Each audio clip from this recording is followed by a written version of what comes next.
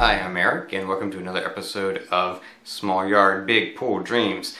So, yep, I'm going to be talking about the stupid guy wire. If you don't know what a guy wire is, you've seen a telephone pole, and it's there, and then there's this wire coming from the telephone pole down to the ground. Theoretically, to keep that pole from falling down or something, I don't know, but anyway, that's what the guy wire is. And we had one in the middle of our yard. Now our house, we bought our house recently, and of course it was already there, so we knew it was there before we even moved in. The problem is that guy wire was on the side, but not on the property line. It was like in the yard, which didn't make much sense to us. Why wouldn't it be right on the property line against the wall? Instead, it was in the yard. Not technically in the middle of the yard, but still not as far over as you'd think it would have been.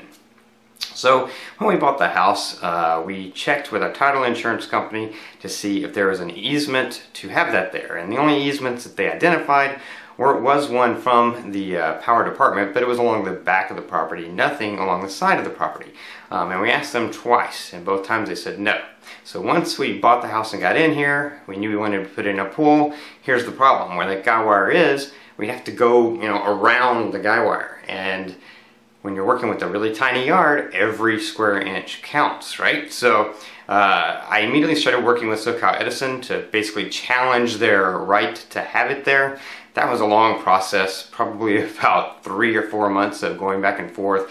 Finally, them getting their legal department involved. Ultimately, the legal department saying, hey, this easement that we have, it not only shows the easement along the back of the property, but it does show that we have a 2-foot easement along the 2 or 3 foot along the side of the property for placement of the guy wire.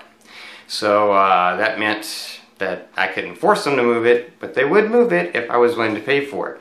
Guess how much it cost to move a guy wire? About 3.5, maybe 4.5 feet over. It cost $3,000. So then what I did, because we had checked with the title insurance company specifically about that, I did get in touch with them. They didn't accept that they were at fault for anything, of course, but they did come to an agreement to pay 2/3 of the cost, which is great. But it did still cost us the other 1/3, and $3,000 to move that wire is ridiculous, but that's just what it was. We did thankfully get it moved. We paid the $3,000 to SoCal Edison. Their team came out. It took the 3 guys about 4 hours. So do the math on that. That was an expensive project. But they did get it moved over against the wall. Yay, it's out of the way of where we want our pool. We don't have to make the pool go around it. The pool can't be right up against that wall anyway, so that way the guy wire becomes a moot point. So that was our experience with the guy wire. Hopefully, just so you know, if you have a situation like that where you're looking to get a guy wire moved, just know that A, it is very, very expensive, and B, they're under no obligation to do it. If they have that easement, like SoCal Edison could have just said, no, we're not going to do it, regardless of how much money you pay. They don't have to do it if they have an easement.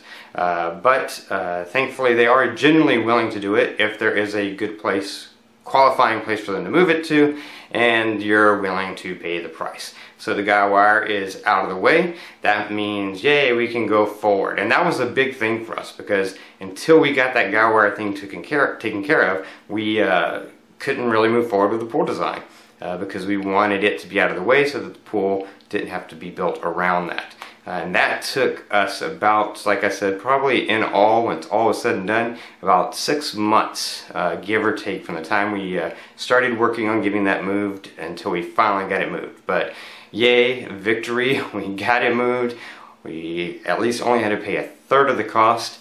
And where it is now, especially once the pool is built, and it's going to be like in a garden area, you won't even see it. It'll just disappear into the background, which is awesome, because that's the way we wanted it to be, and that's way more conducive to creating a really beautiful pool oasis paradise in our tiny little backyard. So that is the guy wire story, and in the next episode we'll start getting into actually designing the pool and working with a contractor to get the design that we wanted.